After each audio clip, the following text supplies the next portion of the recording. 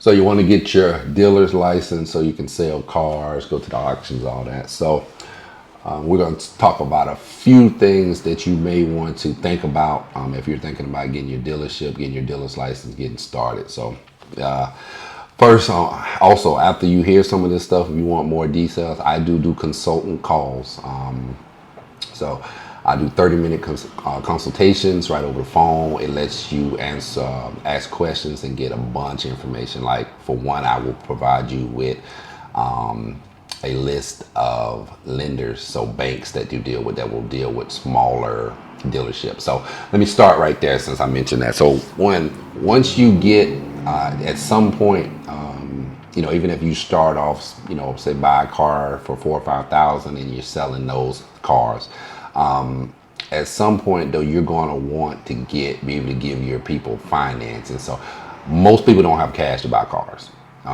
They just don't. They have $500, $1,000 to put down, and that's for most people. So when you get to the point where you want to start, being able to finance cars, you're going to need banks, because it really adds up quick. For instance, let's say you got 400 Accords on your lot. You paid $5,000 for each one of them. Okay. Somebody come and get all four of them. In one day, they put $1,000 down. Well, now you got $1,000 down on each car, so you got $4,000. But now all your inventory is gone. You got to go get some more cars. So now you got $1,000. They're gonna be making payments to you. You got to wait for those payments. Now you need a fresh $20,000, $5,000 a piece. You need another $20,000 of capital to go buy some more cars to replenish your lot. So bottom line, unless you've got hundreds of thousands of dollars laying around, you're going to need banks. And I wish I had consulted someone when I started our dealership, but I would have really saved a lot of time and a lot of headache and a lot of misstep. So, but what you're going to want, you want to be like if you went to a Honda dealership. You come in, you sit like we're over here, they're sitting here, they put your information in, and bam, they're able to get you approved through a bank like Wells Fargo, Bank of America. And basically the bank sends the dealership the money, and then you as the customer, you're paying the bank back. So that's for smaller dealerships. So when I called for my dealership here, which I do consulting with here. And so I called up Wells Fargo. And this is on the truth. Wells Fargo told me that you need to be doing millions of dollars each month in sales before they would touch you. So a lot of the banks won't touch you unless you're doing millions of dollars a month in sales. So I do have some smaller banks, which is part of my consultant call. I'll give you those names if you want, but I have smaller banks that will touch you. Now you do have to still, meet some requirements, but it's much smaller. Like some of them require you to have 7 cars on your lot, you know what I mean? And been in business a year, but it's much easier, much more obtainable than trying to go to a Bank of America or Wells Fargo, because you got to be doing millions of dollars worth of business a month. But what that allows me to do, so now that I have about 4 or 5 different lenders, small lenders, like I said, small banks, but you can come in. So I'm just like a real dealership. You give me your information, put it in, how much can you put down, they run your credit score, bam, and literally in 5 minutes I get an answer from smaller banks. They saying, okay, we'll approve her, we'll approve him. They need $500 down, they need $1,000 down, their payment's going to be $350 a month, and bam. And what happens is I get my money immediately. So let's say you're buying a $10,000 vehicle. The bank said they want $1,000 down. The bank's going to send me all my money. So then I have the money to go out and buy more inventory. I don't have to wait. So I get all my money there. You as the customer are making your payments back to that bank that financed you. So you really want these lenders, and I have some subprime lenders and I have some prime lenders, but you need that. That's one of the big things.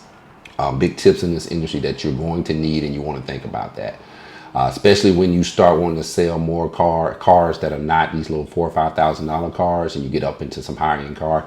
You're gonna need that bank. Second thing we'll talk about here. Once you get your dealer's license, that is not, and I did not know this either. There is, if you want to in-house finance, what they call buy here, pay here. That's a different license. Now, it's not hard to get, but it is a different license that you'll have to obtain in order to do buy here, pay here.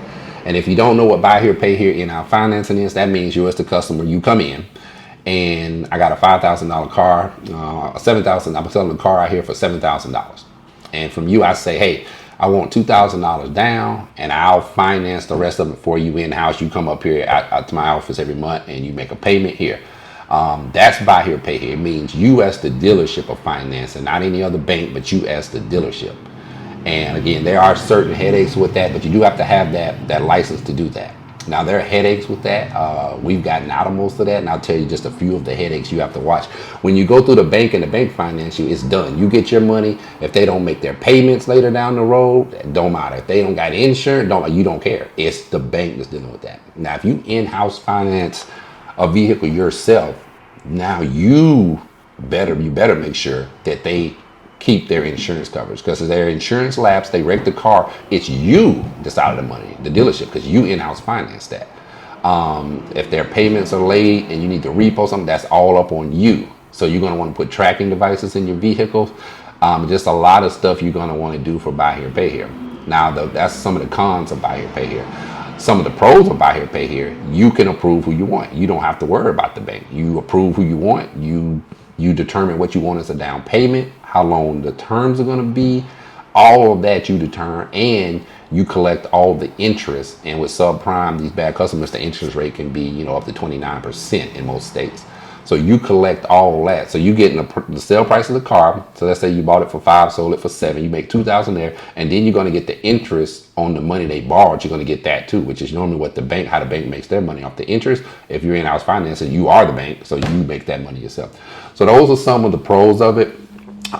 We've been getting more and more out of that, because the cons and the headaches of that can really be bad. And then that's the level of car for those people they're looking for most time. It's like a $6,000, $7,000, $8,000 car, which is you can't really get a decent car for that price. It's if you're buying a car for $5,000, $6,000, $7,000 a day, you're getting a piece of junk that's probably going to break down on you in a year. So those are two things I just wanted to cover. I had a guy out of Gainesville, Florida that contacted me. And I told him to go ahead and try for it. But the last I checked, in the state of Florida, they will not give you a dealer's license with a felon. So I didn't want to discourage him. I said, I live in reality though. I said, I don't think they will do that. They're going to fingerprint you. If they see that felony, most of the time they're going to deny it, as far as all the research I've done. But he's going to try, and I hope he gets back with me and lets me know. I hope you get it, bro, up there in Gainesville. So if not, I told him, you think of ways around it. Sometimes you may say, hey, I'm a convicted felon, but your wife's not. So put it in her name. Make sure you put it in somebody's name that you trust. So, but there are ways around things, so you don't want to get stopped there. So I'm going to show you, I'm going to take you out here, show you some of the vehicles that we currently have on the lot. We didn't start here. We started at, let me show you a few more things too. We also sell rims. So, you can also get in business with some of these rim dealers where you can offer rims. So that's real nice too. You also can get, as a dealer, you can get, discounts on parts and stuff when you want to sell. So all of that stuff that you may want to intertwine into your thing. You don't need a large office. You can see this office here is small. You want to get started. You want minimum overhead when you're getting started in one of these businesses, because you want to be able to survive until you get up and running and the money's really coming in like that. So, all right, come on, let's go check out a few of these vehicles that we got. And again, we did not start at this level here.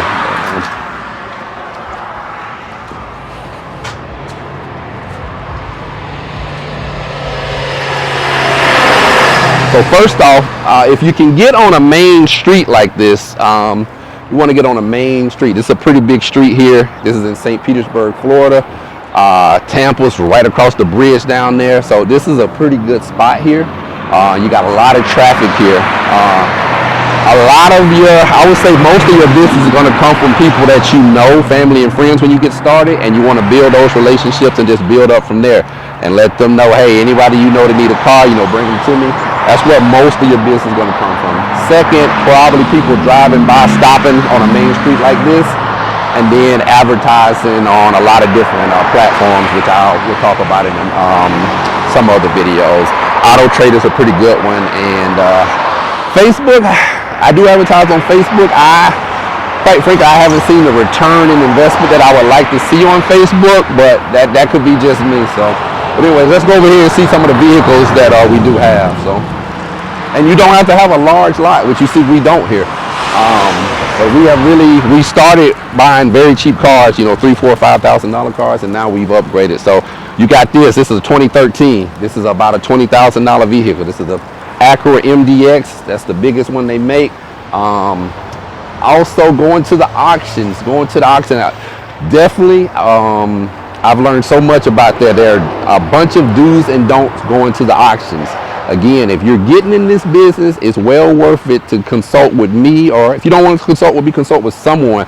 But you can save yourself a lot of money, because I made a lot of mistakes at the auction and all type of stuff until I learned what to buy and what not to buy. So, but again, we got a 2013 Acura MDX there. That's the big boy. I like Acuras because they're made by Honda. They're real reliable. Got the big Ford F-150 here. Some tricks on this, like I'll tell you about these Ford F-150s. If anyone wants to ask a question to comment, but this is the F-150 that's got the full 4 doors on it. This is one of the F-150. It's one of the most, if not the best-selling vehicle in America. I believe it is the best-selling vehicle in America. So, you know, you want to get stuff that people want to sell, and that's affordable. So I try and keep most of our vehicles under 100,000 miles now. We did start like that, but that's what I do now. This one here, you see that 2021 Dodge Challenger. Very nice vehicle. People love those. And just you know, nice vehicle all the way around. I like this. Another one trick, sometimes I buy stuff that's still under factory warranty. So got this in, and a lot of times I get stuff from, you know, dealer trade-ins and stuff, nice stuff. You want to, I try and get one owner, no accidents if possible, like this. And also on this here is a 2021, so it's still under factory warranty. So that's a great selling point. When a customer comes in, you know, it's still under factory warranty. So that's, you know, Dodge will honor, even though they bought it here, Dodge will still honor the factory warranty on this car. So that's great, with it being so new. This one here, we got a Kia Forte, 2021 Kia Forte there. Still under factory warranty. Kia, I like Kias, but one of the main reasons I like Kias because Kia has a 5-year, 60,000 mile warranty. So, that's great. It's still under factory warranty. That's a great selling point to whoever can buy it. I'm gonna show you the front of this Dodge Challenger too, and this Kia Forte. So, but both of these cars, like I say, 2021, still under factory warranty. I'm gonna show you the front view from the street side here, and again,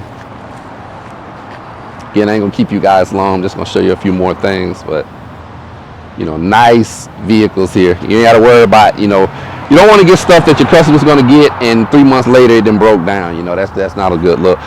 Last we got the Lexus over there, 2011 Lexus RX 350. Again, Lexus, made by Toyota, super reliable. So if I'm getting a, that's a 2011. If I am going to do an older vehicle, I'm going to get something that's very reliable that lasts, you know.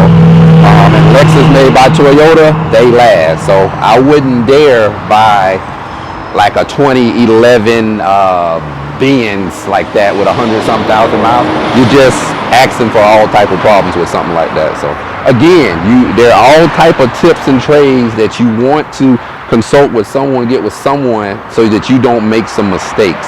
Because you can go to the auction, or you can buy something from another dealer, and you know, its transmission goes out in it. Now you didn't pay $5,000, $7,000 for the vehicle, and it needs another $3,000 worth of work or $5,000 worth of work. Now you're not even going to make anything on that vehicle. So, and getting started, you don't have much room for error. You know, money capital is limited when you're getting started, unless you're just rich, which is great. But if not, you don't have much room for error, and you don't want to fail. Of course, everybody's trying to succeed in the game. So we're gonna go back in, and we're gonna end this one here. We'll do some more videos. You guys let me know, what do you want to see videos on? Do you want to see videos on auction, buying cars? Do you want to see videos on where I advertise at? Do you want to see the biggest mistakes made? You know, what you want to avoid, what cars you should avoid, how to get these banks to finance you, how to get money to even get like floor plans and stuff like that, to even get things. Anything you guys want to know. I've been in the business a little while. I don't know everything, but I've been out here a little while. And like I said, I don't mind sharing if you want to ask me a question. And if you need, you know, in detail like a list of stuff like lenders, or you need in detail research, you want to talk to people for 30 minutes, again, I do those consulting calls. All right, we're going to end this one here. And please, only thing I ask, if this was useful, please hit that thumbs up button for me. Hit the bell notification so that you're notified next time I do a video. And so this is pushed out to more like-minded people like us. And also, please subscribe. Of course, that helps me on YouTube. So I really appreciate you guys, and I'll see you on the next one.